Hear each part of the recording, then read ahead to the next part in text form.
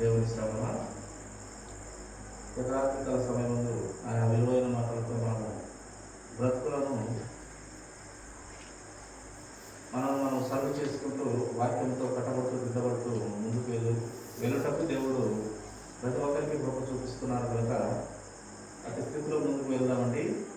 గ్రంథం నుండి ఏప్రిల్ రాసినటువంటి అపోస్తలుడైన పౌలు గారు 12వ అధ్యాయము 2వ వచనము మరొకసారి చదువుకున్నామండి. మనము కూడా ప్రతి వారమును సులువుగా చిక్కుల పెట్టు పాపమును విడిచిపెట్టి విశ్వాసమునకు కర్తయు దానిని కొనసాగించువాడునైన యేసు వైపు చూచుచు మన ఎదుట ఉంచబడిన పందెములో ఓపికతో పరిగెత్తుదము. ఆయన తన ఎదుట ఉంచబడినటువంటి ఆనందం కొరకై అవమానమును నిర్లక్ష్యపెట్టి శిలువను సహించి దేవుని సింహాసనం యొక్క కుడి పార్శ్వమున ఆసీనుడై ఉన్నాడు. ఆయన మన కొరకట్ట ఏమేం చేసి ఉన్నాడు చూడండి. అవమానమును మన ఆనందం కొరకై ఆయన అవమానమును నిర్లక్ష్య పెట్టినాడు.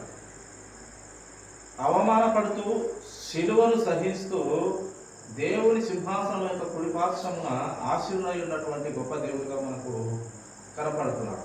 మనకు ఒక పందెము ఈ లోకంలో ఉండగానే ఒక పందెముగా పరలోక రాజ్యం చేరాలనే ఒక పందెముగా మన గురి ఆ కొట్టివేయబడినటువంటి రాజ్యంలో చేరాలి. అదే మన గొప్ప పందెము.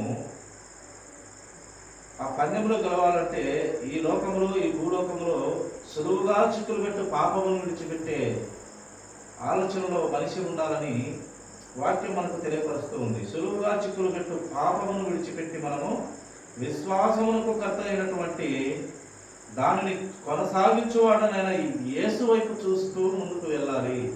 విశ్వాసమునకు కర్త అయినటువంటి క్రీస్తు వైపు చూస్తూ మనం ముందుకు వెళ్ళాలి అంటూ మనకు లేఖన భాగంలో చక్కగా మన పరిశుద్ధాత్మ దేవుడు గ్రంథంలో వ్రాయిస్తూ వచ్చినాడు ప్రియుల. అలాగే చూడండి, లూకా సువార్త 10వ అధ్యాయము 39వ వచనము మాట మనము ధ్యానించుకున్నామండి. లూకా సువార్త 10వ అధ్యాయము 39వ వచనం. ఆమెకు మరియాను సహోదరు నుండెను.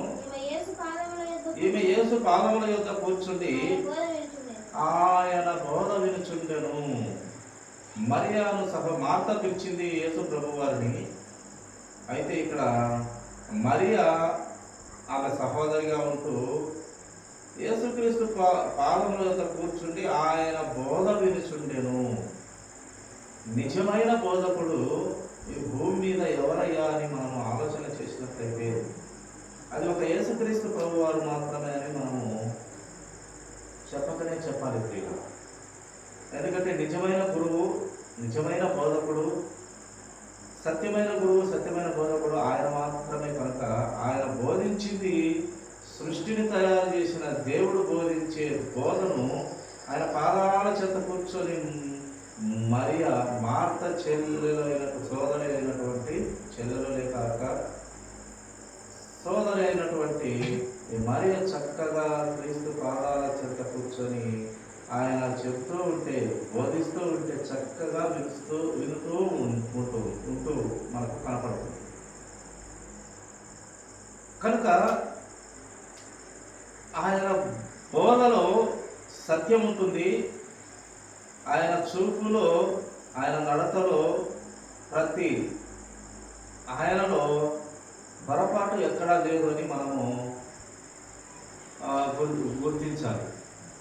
యేసుక్రీస్తు ప్రభువారు అందుకే చెప్పారు, నాలో పాపం ఉన్నదని మీరు ఎవరు స్థాపించగలరని చెప్పినటువంటి సృష్టికర్త ఆయన బోధ సత్యము, ఆయన మార్గము సత్యము, ఆయనే మార్గము సత్యము జీవమై ఉన్న దేవుడు కనుక ఆయన చెప్పింది మాత్రమే మనం వినాలి. అందుకే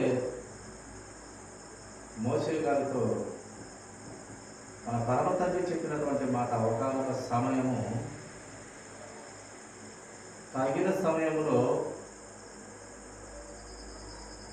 ఒక ప్రవక్తను పంపిస్తాము. ఆయన మాట మీరు తప్పకుండా వినాలి. ఆ ప్రవక్త ఎవరో కాదు, యేసుక్రీస్తు ప్రభువు వారు. ఆయన మీకోసం ప్రాణం పెడతాడు. ఆయన మాట వినాలి. ఆయన మాట వింటే మీకు రక్షణ. పాపాన్ని తీసివేయగలిగిన అధికారి ఆయన. పాపములో లోకములో ఉన్నప్పటికీ, పాపపు లోకములో ఉన్నప్పటికీ, పాపలతో తిరిగినప్పటికీ పాపము అంటించుకున్నటువంటి గొప్ప బోధకుడు, సేవకుడు, అన్నీ ఆయన. మనకు తండ్రి, గురువు, దైవం అన్నీ ఆయనే. మన ఆత్మలకు తండ్రి ఆయనే. అన్నీ ఆయన. అటువంటి మనిషిగా, పరిపూర్ణ మానవునిగా భూమికి పంపిస్తాను, ఆయన మాట వినండి అని మనకు ముందుగానే వాగ్దానం చేయబడినట్టుగా యేసుక్రీస్తు ప్రభువు భూమి మీద అడుగు పెట్టడం మనము చూస్తాం.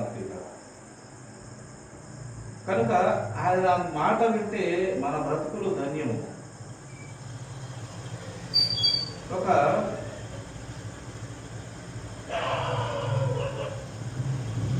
ఎలాగంటే చూడండి, ఒక పులస చేప అని,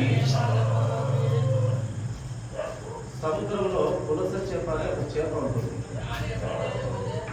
ఆ యొక్క చేప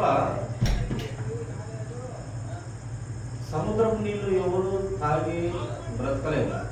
బావిలో నీరు మాత్రమే మనం తాగి బ్రతకగలము, లేక బావిలో నీళ్ళు తాగి బ్రతకగలము. సముద్రం నీరు ఉప్పగా ఉంటుంది.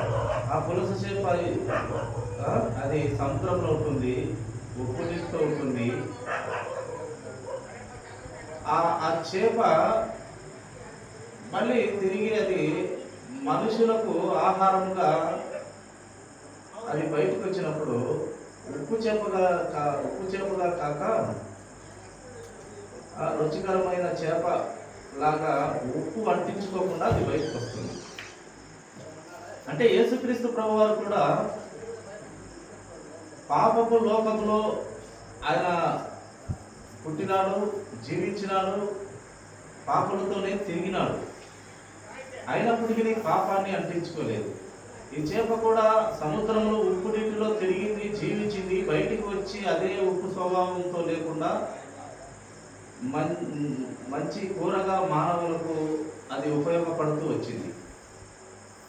దేవుని నియమము, దేవునికి లోబడుతూ ఆ యొక్క చేప మనకు కనపడుతుంది. ఉదాహరణగా అంటే పొద్దున ఉప్పులో ఉన్నప్పటికీ ఉప్పు స్వభావం దాంట్లో లేకుండా అది మళ్ళీ మనుషులకు ఒక మంచి ఆహారంగా అవుతుంది. యేసుక్రీస్తు ప్రభువారు పాపపు లోకంలో పుట్టి పాపాన్ని అంటించుకోకుండా పాపంతో తిరిగి ఆయన పాపం చేయనటువంటి పవిత్రుడుగా ఉన్నాడు. ఆయన మనకు గురువు, మాదిరి, సృష్టికర్త, దేవుడు, సర్వ సృష్టిని సృష్టించినటువంటి దేవుడు ఆయన. ఆయనే ప్రతి మనిషిని, విశ్వమును, సూర్యమండలాలను, చంద్రమండలాలను, ఆకాశ నక్షత్రాలను అన్నిటినీ, ఈ విశ్వంలో పాలపంట అన్నిటినీ తయారు చేసింది మన యేసుక్రీస్తు ప్రభువారు. తండ్రి అంత గొప్ప ధన్యత కుమారుడికి ఇచ్చినట్లు మనం గ్రంథంలో చూస్తాం. కనుక ఆయనను మించిన గురువు లేడు, ఆయనను మించినటువంటి బోధకుడు లేడు. కనుక ఆ ప్రవక్త, ఆ బోధకుని మాట మనం వింటే మన బ్రతుకులు ధన్యత. అందుకే ఇక్కడ మరియా అనే మార్తా సహోదరి అయినటువంటి మరియా చక్కగా ఆ దేవుని లేక క్రీస్తు, ఆ యేసు పాదాల చెంత కూర్చొని ఆయన చెప్పే మాటలు వింటూ ఉండేది. ఈ లోకంలో మనమైతే ఇందాక లేఖనం చదువుకున్నట్టు సులువుగా చిక్కులు పెట్టి పాపపు లోకంలో మనం ఉండక పరలోక రాజ్యంలో తండ్రితో సమానంగా పొడి పాసం ఆశనున్న దేవుని ఆ పందెము ఏది? మన పందెము ఈ పాపపు లోకంలో పుట్టి పెరిగినప్పటికీ క్రీస్తు రక్తం ద్వారా పవిత్రపరచబడి ఆ పందెము కొరకు మనము ఓపికగా ముందుకు పరిగెత్తాలి. యేసు క్రీస్తును ధరించుకొని ముందుకు పరిగెత్తాలని వాక్యం మనకు సెలవిస్తుంది ప్రియుల. విశ్వాసమునకు కర్తయగు దానిని కొనసాగించువాడు ఆయన యేసు వైపు చూచుచు మన ఎదుట ఉంచబడిన పందెంలో ఓపికతో పరిగెత్తే ఆలోచనలో మనిషి ఉండాలని దేవుడు ఈ గొప్ప గ్రంథాన్ని మనకు ఇస్తూ వచ్చినాడు ప్రియుల. కనుక ఆయన మనకు మాదిరిగా ఉన్నాడు యేసుక్రీస్తు ప్రభువారు, బోధకుడుగా ఉన్నారు యేసుక్రీస్తు ప్రభువారు. అలాగే ఇంకా ఏమై ఉన్నాడు మాట చూస్తాము. యోహాను సువార్త 13వ అధ్యాయము, యోహాను సువార్త 13వ అధ్యాయము 23వ వచనం మనం చదువుకున్నామండి. ఆయన శిష్యులలో యేసు ప్రేమించిన ఒకడు యేసు రొమ్మున ఆనుకొనుచుండెను. ఆయన శిష్యులలో యేసును ప్రేమించిన ఒకడంట ఆయన రొమ్మున ఆనుకొనుచు ఉన్నాడట. ఆయనను మనము ఆయన వైపు ఆనుకొనుటగా ఉండాలి, ఆయనకు దగ్గరగా ఉండాలి. అంటే ఈ లోకంలో మనం జీవిస్తున్నప్పటికీ ప్రతి విషయంలో, పని మాటల్లో, ప్రతి పనిలో మనము క్రీస్తును ఆలోచన చేసుకునే బిడ్డలుగా ఉండాలని దేవుని వాక్యం తెలియపడుతుంది. ఒక చిన్న మాట విషయంలో కానీ పొరపాటు జరిగినప్పుడు గవకిన దేవుని వాక్యం గుర్తు కావాలి. ఆ పొరపాటు జరిగిన దానికి ప్రభు చెప్పిన మాట మనకు గుర్తుకు రావాలి. అయ్యో ప్రభువా, ఈ పొరపాటు మాట అన్నాను ప్రభువా, క్షమించు ప్రభువా అనే పశ్చాత్తాప మనసు ప్రతి ఒక్కరికి రావాలనేది దేవుని ఆలోచన ప్రియ. మనసు మార్పు కలిగితే ఆయన ప్రేమించే దేవుడుగా ఉన్నాడు. మనము చక్కదిద్దుకుంటే, మనము పశ్చాత్తాపడితే, మనం ప్రభు కప్ప చెప్పుకుంటే ఆయన సంతోషించే దేవుడుగా ఉన్నాడు. కనుక మనము ఇక్కడ శిష్యుడు రొమ్మున ఆనుకొంచు ఉండులాగున మనం కూడా వాక్యంతో ఆయనకు దగ్గరగా, ఆయన శిష్యులంగా, ఆయన కుమారులంగా మనము దేవునికి దగ్గరగా ఉండాలి. ప్రార్థనలో కానివ్వండి, ప్రతి విషయంలో మన జీవన విధానంలో ఆయన మాటలను జ్ఞాపకం చేసుకుంటూ, గుర్తు చేసుకుంటూ, ఆయన మాదిరిని గుర్తు చేసుకుంటూ, ఆయన నోటి మాటలను గుర్తు చేసుకుంటూ, లేదా ప్రవక్త మాటలను గుర్తు చేసుకుంటూ, లేదా మహాభక్తుల మాటలను గుర్తు చేసుకుంటూ, భక్తురాంధ్ర మాటలను గుర్తు చేసుకుంటూ ముందుకు వెళ్తూ ఉండాలి. మన జీవితంలో ఆత్మలు పొరపాట్లు చక్కదిద్దుకునే అవకాశం మనకు ఆయుస్సు ఇస్తూ ఉన్నాడు దేవుడు. కనుక ఆ ఆయుస్సు ఇచ్చినప్పుడే మనము సరి చేసుకోవాలి. ఆయుస్సు అయిపోయిన తర్వాత, జీవితం అంతా అయిపోయిన తర్వాత, మనము చనిపోయిన తర్వాత ఇంకా ఏమి చేయలేము. మనకు ఇంకా ఏది మతికుండదు. మనం ఈ లోక సంబంధమే కాకుండా పోతాం. దేవుని జీవంలో ఉన్నప్పుడే మనము ప్రతి విషయాన్ని ఆలోచన చేసుకోవాలి.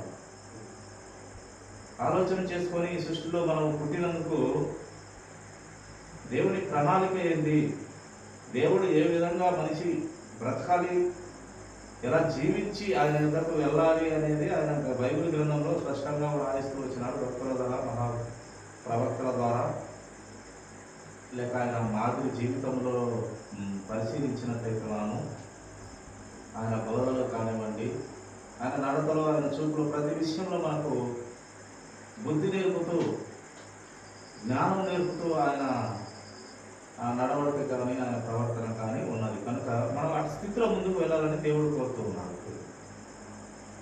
ప్రతి చివరిగా ఒక మాట చూసుకొని ముగించుకుందాము. ఫిలిప్పీయులకు రాసినటువంటి పత్రిక అపోస్తలుడైన పౌలు, ఫిలిప్పీయులకు రాసినటువంటి 3వ అధ్యాయము 20వ వచనం చదువుకుందాం.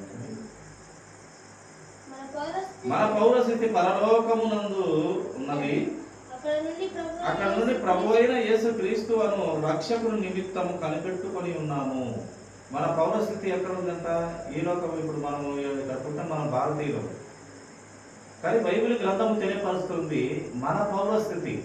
యాక్చువల్గా మనము ఇదే భారతదేశంలో పుట్టాము. మన పౌరస్థితి ఏంటంటే భారతదేశంలో పుట్టినటువంటి పౌరసత్వం పొందుకున్నటువంటి పిల్లలము. భారతదేశంలో పుడితే మనము ఏ దేశానికి మనము పౌరులం అయిపోతాం, భారతదేశానికి పౌరులం అయిపోతాం. కానీ దేవుని వాక్యము తెలియపరుస్తుంది, ఈ లోకంలో అయితే మనము ఈ దేశంలో పౌరులం అవుతాము, ఈ దేశంలో పుట్టాము కనుక ఇంకొక దేశానికి మనం పౌరులం కాము. చాలా దేశాలు ఉన్నాయి కనుక. కానీ నిజమైన పౌరసత్వము ఎక్కడ ఉందయ్యా నీకు అని మనం బైబిల్ గ్రంథంలో పరిశీలించినట్లయితే మన పౌరస్థితి పరలోకమునందున్నది. అక్కడ నుండి ప్రభువైన యేసుక్రీస్తు అను రక్షకుని నిమిత్తము కనిపెట్టుకొని ఉన్నాము. అక్కడ మనకు ఒక రక్షకుడు ఉన్నాడు, ప్రభువైన యేసుక్రీస్తు అను రక్షకుని నిమిత్తము మనము కనిపెట్టుకొని ఇక్కడ ఉన్నాము. కానీ మన పౌరస్థితి ఇక్కడ కాదు, పరలోక రాజ్యములో క్రీస్తు దగ్గర అని మనకు బైబిల్ సెలవిస్తూ ఉన్నాం. కనుక అటు పౌరస్థితిలో అట్టి పరలోక రాజ్యంలో మనము ఉండాలంటే దేవుని వాక్యం చెప్పినట్టు మొదటగా నా నీతిని, నా రాజ్యాన్ని వెతకుడి. లోకంలో బ్రతకాలంటే పనులు చేసుకోవాలి, ఆలోచన చేయాలి. కానీ దేవుని వాక్యంతో ఆత్మీయంగా ఎదగాలంటే, ఆత్మీయంగా బలపడాలంటే దేవుని కట్టడలు, విధులు, న్యాయ శాసనాలతో మనం ముందుకెళ్ళినట్లయితే మన పౌరస్థితి పరలోక రాజ్యంలో ఉన్నదని గ్రంథంలో తెలియపరుస్తుంది. కనుక అప్పుడప్పుడు ఊపిరి దేహంలో ఉండగానే అప్పుడప్పుడన్నా ఆ పరలోక రాజ్యం గురించి, ఆయన నీతి, ఆయన రాజ్యం గురించి ఎదిగే బిడ్డలుగా ఉండాలని కోరుతున్నటువంటి పరిశుద్ధ ఆత్మదేవుని ఆ ఆశ, ప్రణాళిక, ప్రత్యక్షతను మనం గుర్తించి అలా ముందుకు వెళ్ళాలని దేవుడు కోరుతున్నారు. కనుక అతి స్థితిలో మనం ముందుకు వెళ్దామండి. అటు ధన్యత దీవెన మన ప్రభు అయిన యేసుక్రీస్తు వారి ఆ కృపా, కనికరము, దయ, దాక్షిణ్యములు, పరిశుద్ధాత్మదేవుని కృప ప్రతి ఒక్కరికి తోడు ఉండాలని కోరుతూ ఈ కొద్ది మాటలు దేవుడు దీవించిన గాక. తల ఉంచినట్లయితే చిన్న ప్రార్థన.